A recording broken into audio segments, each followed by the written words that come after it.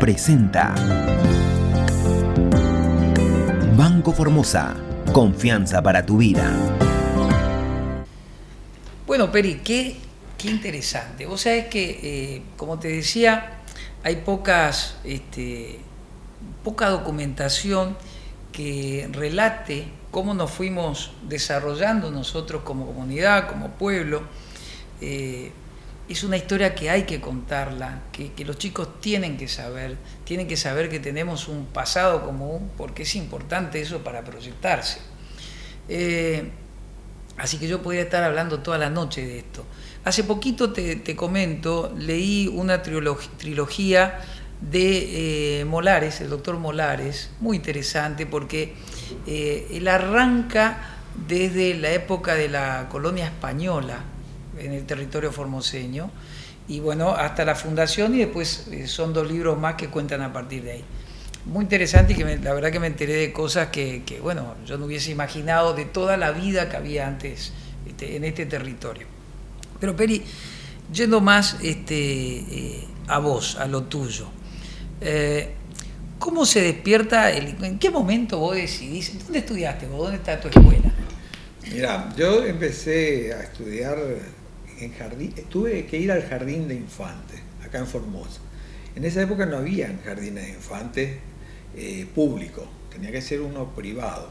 Y quedaba a la vuelta de mi casa. Yo vivía en Rivadavia y José María Uriburu, en esa esquina. Sobre Belgrano, casi Bransen, había un jardincito donde Betty de Pedro era una de las docentes, Isabel Alvarenga la otra. Eran maestras jardineras, cosa rarísima. Yo de esa época me acuerdo, habré tenido 4 años, 5 años, que me mandaban caminando, tenía que dar vuelta a la esquina y llegaba. Y yo me acuerdo que pasaba por enfrente de la vidriera de Montoya, que estaba en la esquina de Uriburu y Belgrano, y tenía unas vidrieras muy grandes, vidriadas, y yo pasaba por enfrente y miraba, espejándome, mis zapatos combinados que mi vieja me ponía para ir al jardín. Vos no te imaginás la vergüenza que me daba tener. ¿Cómo era combinado? Y no, combinado de color blanco y marrón. ¿Entendés? Claro. Y encima era flaco, tenía 2 patitas así, tipo popotito, ¿viste? Se usaban unos pantalones cortos más o menos tipo calzoncillo. Claro. Y los zapatos allá abajo, ¿entendés? Mirándome yo en el reflejo de la vidriera. Después de eso fui a la 58. La escuela 58 en esa época, la España era de tierra, la plaza prácticamente no existía, salvo el sector de San Martín. Había un pequeño esterito enfrente, los días de lluvia las ranas cantaban, cuando llovía caían los murciélagos de los árboles al patio. Y tenía la particularidad que las paredes eran de una chapa de fibra. Fibra cemento. Exacto, fibra cemento. Y los pisos de madera rotos, en algunos sectores, asentados sobre algunos pilotes, ¿no es cierto?, y donde vos podías pescar anguilas los días de lluvia, dentro del grado. Pues sabés que ¿Vos fuiste a esa escuela? Hicimos alguna referencia al respecto. Yo no me acuerdo si con Chingui o no me acuerdo con qué amigo que también fue a la 58, con Eduardo Barrio, un amigo tuyo también. Lo traje a Edu alguna vez a hablar de vinos, obviamente, que es su pasión, obviamente. Y fuimos compañeros, bueno, él estaba un año antes, y hacíamos esa referencia, Peri, que yo fui a la misma escuela que fuiste vos, me refiero a la cuestión física, edilicia, y a la misma escuela que fue papá. Y parecería un cuento surrealista, de realismo mágico, eso que vos contás, sí, que pescábamos, pero era así. Era real. Y también era real que el patio de atrás era del 7º grado, porque yo empecé con primero inferior y primero superior, así empecé yo, hasta 6º grado había. Claro. En el camino inventan el 7º grado y me recibo en 7º grado. Entonces, vos hiciste yo estaba en el medio, las 2 yo modalidades. Justo estaba ahí. Y el patio de atrás era el patio de séptimo. Claro. Y ahí jugábamos a la pelota en los recreos. Claro. Nadie se atrevía a entrar a ese patio. del resto de los mitaicitos. ¿Vos terminás la primaria ahí, el colegio? Yo termino la primaria y voy al Colegio Nacional. Ah, perdón, te disgrego otra Sí. vez. ¿Directora? ¿Te acordás? Sí, la Gran Oler, o Gran Oller. Claro. Ella es la directora en mi época. Fue Después mi fue, directora también. sí. Y después también fue, mi mamá fue Tu directora. mamá fue directora. Fue directora Fue ahí. directora también tu madre. Y mi abuelo materno fue el segundo director de la Escuela 58, mira. pero cuando la escuela estaba en la calle Belgrano. Esa no sabía, Peri. Estaba entre la del sanatorio, Sí. y la Entre Saavedra, Pringles entre Pringles y Saavedra. Ahí estaba la escuela. También había estado en esa cuadra la escuela número 1. Cuando sale de donde está la escuela número 2, la de niña en La esa de época, niña. se va a esa escuela, a ese terreno que era alquilado. A ver, es donde está el estacionamiento, esa zona. Más o menos ahora. esa zona. Esa casa era una casona de Felipe Oliva. Y Felipe Oliva le alquila, ¿no es cierto?, A la Nación. a la Secretaría de Educación, Claro. ya había acá en Formosa, y obviamente la Nación era, me parece, la que pagaba el alquiler. Claro. Y a partir de ahí, bueno, se separa la escuela de niñas y escuela de varones. Claro. Después la escuela de varones anduvo por otro lado, entre ellos donde está Cracks, ahí también estuvo. Ah, mira. Y después se va a su terreno ahora en la Maipú, donde está. Esas fueron las dos primeras escuelas, la 1 y la 2. En realidad era una sola escuela mixta, Sí, que después se separó. que después por razones de comportamiento de los varones, ofensa hacia las chicas, hubo un pedido por parte de las madres a la Secretaría de Educación para que los manden a Se otro separen. sitio a los varones. Y la 58, Peri, es posterior a esas dos. Sí, es posterior, pero no tan posterior tampoco, porque en realidad todas las escuelas están más o menos juntas. Lo que pasa es que de esa primera escuela estábamos hablando de 1886. Ah, bueno. O sea, esa sí se separa del resto. ¿Entendés? Después está la escuela del Potrillo y un montón de que era de la fábrica de Tanino. Claro. Pero esa escuela empieza, fíjate lo que es el machismo ya en la época que se separa, ¿no? Porque le ponen escuela número 1 a la de varones y escuela 2 a la de las niñas. mujeres, o de niñas. ¿Entendés? Yo Pero- volví a la número 2, que ya era mixta. Sí. Fui a hacer ahí el jardín de infantes con mi querida maestra también conocida tuya, con Mirta Arena de Terrile, pero ahí ya era mixta la Ya escuela. era mixta. Sí, sí. No, en esa época que yo te hablo, había cuando separan, a los de varones la mandan ahí a donde está la legislatura, más o menos, Sí, que sí. le llaman la maestranza, era un depósito. Entonces meten un alambre tejido en el medio, bueno, de un lado están los varones y del otro lado están las mujeres. Lo que pasa es que la maestranza era toda de chapa. Claro. Imagínate en verano lo que sería eso. ¿Entendés? Más o menos era el Claro. infierno del Dante en esa época. Así que por eso es que van a alquilar un lugar después. Todo con sacrificio. Todo mucho sacrificio, mucho sacrificio. Una zona muy inhóspita, como vos decís. Te recibí en la 58, Peri. Y de ahí voy al Colegio Nacional ya en su Edificio definitivo nuevo. espacio, Claro. que, bueno, originalmente en ese terreno estuvo el campo de violín y después tuvo la cancha La cancha oficial de fútbol, y bueno, después ya estuvo el colegio. A partir de ahí, bueno, me recibo ¿Te recibí en qué año, en Peri? el 74, ¿Te 1974. acordás quién era director del cole? Mira, en mi ¿Directora? época sí era la de Simonoto, Blanca Simonoto. Ah, ya estaba ella. No, estaba ella. Yo sufrí como 3 o 4 rectores en mi camino al triunfo. Estuvo la Perini Oliva, estuvo la de García, después estuvo Almeida, que si bien lo identificaban con el comercial, él también fue nuestro rector, y después por concurso estuvo Blanca Simonoto. Para mí una excelente persona. Excelente.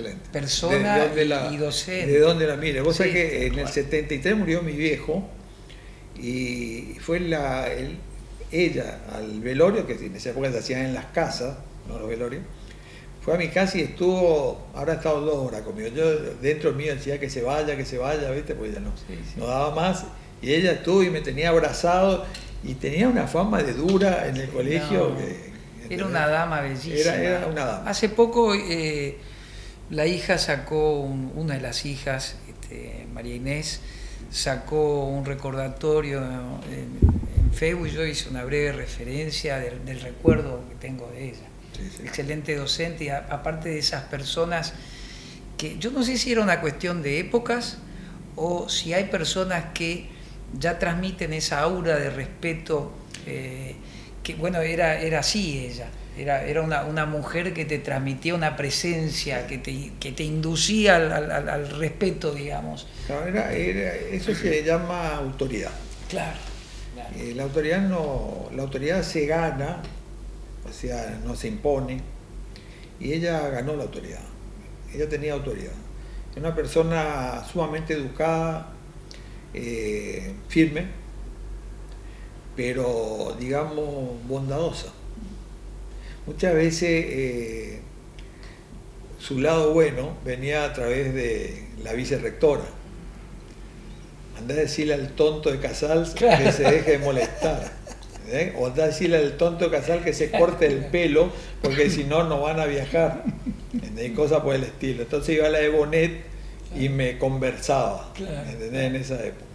Pero en realidad el colegio, Formosa era tan chico en esa época, que todos nos conocíamos, y si uno se mandaba una macana, vos sabés que iban a ir a hablar con tus viejos.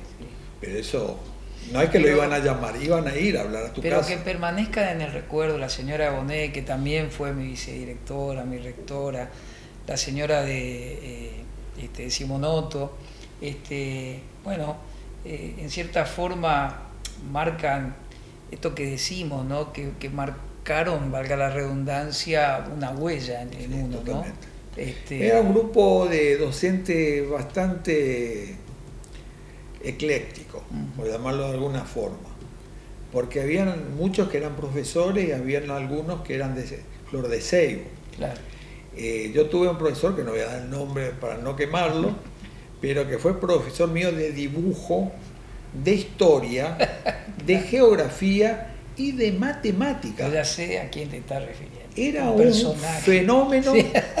O sea, con un estilo entraba al aula y no se le movía ni una pestaña, ¿entendés? Bueno, esa era una época cuando también empezaron a llegar las primeras profesoras recién recibidas, que eran todas jovencitas.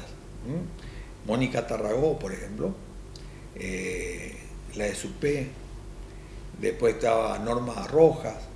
Bueno, esa tenía la particularidad, sobre todo, voy a hablar de Mónica Tarragó porque es mi prima, que usaba minifalda. Yo creo que ese era un atentado para la época. Un pudor, claro. Nosotros no estábamos acostumbrados a semejante exhibicionismo. Bueno, eso un poco también fue un momento de cambio, ¿no? Fue un momento de cambio. Qué lindo. Bueno, vaya este pequeño homenaje para la mamá del Tano, de María Pía y de María Inés, una gran dama en realidad. Realmente. Bueno, vos te recibís, Peri, ¿y cómo esta cuestión de qué hago? ¿Vos te tenías clara o no sabías bien lo que querías hacer? Yo tenía claro, yo tenía 12 años cuando decidí que iba a estudiar medicina. Y te voy a contar cómo fue la cosa, porque en mi familia no había ningún médico. En tu caso sí había médicos, pero en mi familia no había ningún médico, no tenía antecedentes. Y llego a casa un día y le digo, después de haber ido al cine argentino, y le digo a mis viejos, le digo, voy a estudiar medicina. No me dijeron nada, me dijeron, bueno, está bien, y ahí terminó todo. Ahora, el por qué iba a estudiar medicina. Estoy hablando del 70, 12 años, 70. El 70. Bueno, entonces la razón fue una película cómica de Cantinflas, que se llamaba El Doctorcito. El Doctorcito, para que sepan, era un médico rural prácticamente, que sentía que no estaba preparado para atender a su gente. Entonces se va a capacitar a la capital de México, claro, ¿no es cierto? Claro. Al distrito de DC, y a partir de ahí, una vez capacitado, regresa al pueblo y ya con otro estatus de conocimiento. Así que Mario Moreno Cantinflas fue mi inspirador. Fue mi inspirador. Qué notable, sí. Qué notable. Y bueno, lo bueno es que realmente era una vocación, porque no cambié, en ningún momento dudé. ¿Y te vas a estudiar a dónde? A la UBA, a Buenos Aires. Claro. Pero ya estaba Corriente, pero vos quisiste. Ya estaba Corriente. Corriente, Córdoba y no, que no tenía opción. Yo tenía que ir a la familia UBA. Estaba allá. Tenía familia allá. Mi viejo como inversión a los 12 años, pero fíjate la confianza que... Yo si hay algún recuerdo que tengo de mis viejos es la libertad que me dieron y la confianza que me tuvieron. Yo viajé a dedo por primera vez cuando tenía 13 años, a dedo. ¿Te fuiste hasta allá? No, me fui a Empedrado, a Corrientes, a Paso de la Patria, no a Empedrado, a Paso de la Patria. ¿Y te largaban? Quiero ir a dedo, sí, no hay problema. ¿Con quién te vas? Con Jure me fui, con Oscar Jure. Y fuimos a la estación, a la salida a donde comienza la Guniski, a hacer dedo. Y bueno, y nos levantamos y fuimos. Hasta... Yo, mi hijo, pero ni se me ocurre. Claro. Pero pero era otra época también. No, eran igual irresponsables, era, eran sí, mis viejos. Tal cual. Totalmente. Eran unos irresponsables. Y bueno, entonces cuando yo le dije que iba a estudiar medicina, ellos empezaron a pagar un departamento a la vuelta de la Facultad de Medicina, que era la zona donde vivían mis tías, las hermanas de mamá, que son todas formoseñas, pero por razones X se fueron a vivir a Buenos Aires. Y mis abuelos que estaban 6 meses en Buenos Aires y cuando el invierno venían a Formosa y se quedaban los 6 meses y bueno, así vivían. Entonces era un lugar donde yo iba a tener control básicamente y por eso de ahí la elección. Y bueno, y fui a estudiar, empecé a estudiar en el 75 medicina. Época. En el 76 se puso dura la cosa. Época difícil. Y yo hablo a veces con mis hijos y a veces también no quiero hablar mucho con otros porque es inútil hablar. Si vos no viviste la experiencia de estar allá en la época del gobierno militar, es inútil. O sea, Peri, que eso lo hablábamos con Chingui la otra vez, que él también relató cuando él estuvo allá en la época de la Revolución, que también fue una época de turbulencia que no paró hasta ahora. Entonces yo le decía a Chingui, mirá, si hoy los jóvenes piensan que hay grieta, lo que era en esa época, que las diferencias se dirimían a balazos, literalmente. Sí, no, fue una época dura y acá en Formosa no se notó mucho, salvo el intento de este copamiento que hubo, que en realidad fue durante el gobierno isabelita, eso, o sea, era todavía gobierno democrático. Sí. Pero vivir el gobierno de facto fue duro, muy duro. En la facultad fue muy duro. Muy duro. Sí, nosotros acá estábamos... Muy violento. Nosotros estábamos en la época del colegio, nos tocó ir a estudiar a la gente de mi camada, de mi generación, ya al final de la dictadura, año 81, 82, después de Malvinas, que ya estaba más relativamente relajado el ambiente, pero en esa época me imagino que habrá sido... Sí, con cierre del comedor universitario, corrida, bomba, o sea, todo lo que se... Y ahí en el y desaparecidos muchos. Claro. Compañeros en el centro álgido de... Sí, no, era el lugar... Y un poco como que los universitarios tenían... puesto el cartel de subversión. La subversión pasa por la universidad. Claro. Entonces, y en esa época que fue tanta gente valiosa también del país, ¿no? Fue muy dura. Por eso yo directamente no quiero discutir con nadie sobre esa época, porque cada uno habrá vivido una experiencia diferente. Sí, claro. A mí me tocó vivir allá. Bueno, pero siempre es bueno tomar como referencia este tipo de experiencia tan traumática para nuestra sociedad y para nuestro país, para que le demos valor a lo que tenemos hoy, con sus imperfecciones, con todo lo que hay que mejorar y demás. Pero el hecho, yo me acuerdo la primera vez que fui a votar, y para mí fue un acontecimiento emocionante, porque bueno, yo fui de una generación que después votó prácticamente durante toda su vida adulta, pero hubieron generaciones de gente que no sabía lo que era elegir a sus autoridades, o que lo hacía así muy esporádicamente, digamos. Sí, entonces, fíjate, yo tenía 36 años cuando voté. Claro. La primera vez. Claro. A eso me Así refiero. que uno empieza a votar a los 18, bueno, ahora a los 16 se puede votar, pero en esa época a los 18. Y yo, la votación de Cámpora y después de Perón, no tenía la edad para votar. ¿Vos te recibís en qué año, Peri? Yo me recibo en el 80. ¿Y ahí te venís acá? No, en el 82 estoy acá. Ah, te quedás a hacer allá una Sí, residencia. o sea, en esa época no existía la obligación de hacer residencia. Claro. Vos podías hacer también... El practicantado. Que se el le practicantado lo podías hacer a donde vos querías. decía. Claro. Y tenía que estar 5 años en un servicio para tener la especialidad. Claro. Así ¿Y era vos en esa época. allá a dónde fuiste? Clínica. Yo hice en el Fernández. Vos te fuiste al Fernández. Sí. Hospital Fernández. Lo mejor, Sí. lo mejor. En la parte de aparatología, gracias a Dios, hubo. Tenía lo necesario, pero no tenía tomógrafo, por ejemplo, Claro. en esa época el Fernández. ¿Y por qué te digo gracias a Dios? Porque yo creo que la medicina avanzó tanto que un poco corre a los pacientes o aleja a los pacientes del médico.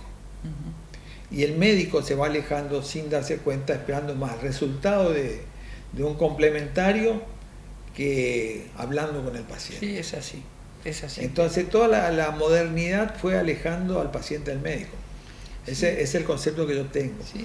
Ahora, cuando yo llego acá, agarro a todos los médicos históricos de Formosa. Perdón, vos sos de la época donde tuvimos grandes maestros semiólogos Sí. en la Argentina que eran referentes mundiales. No, yo el segundo año estuve en la cátedra bueno, el primer año la de Leloir, que es premio Nobel. Claro. En segundo año estuve en la de Husay, que era el hijo de Bernardo, que era otro premio Nobel.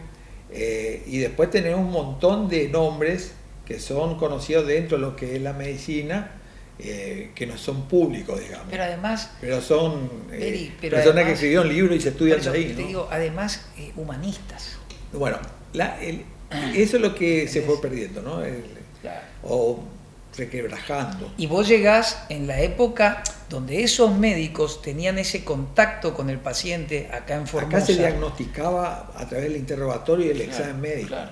Pero había además un contacto Total, comprometido, te quiero total, decir, total, hasta te total. diría afectivamente. Había con el paciente. un real compromiso afectivo entre el paciente y el médico. Era mutuo, había mucha empatía y sobre todo, digamos, yo acá tuve que aprender a hacer medicina otra vez, Huguito. Porque yo más o menos, el Fernández me tocó en la época del Mundial 78 y era cabecera de la cancha de River. Claro.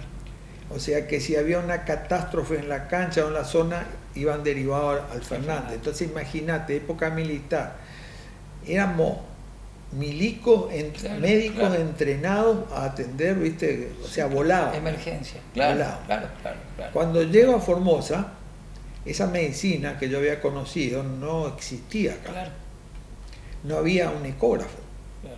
No vamos a hablar de terapia intensiva porque eso fue después, en el hospital estoy hablando. Y entonces, bueno, a través de... Vos vas al central. Al central. Ah, ok. ¿Te ¿Te acordás quién estaba de director? Sí, Sailer, el Claro, doctor Sailer. Natalio.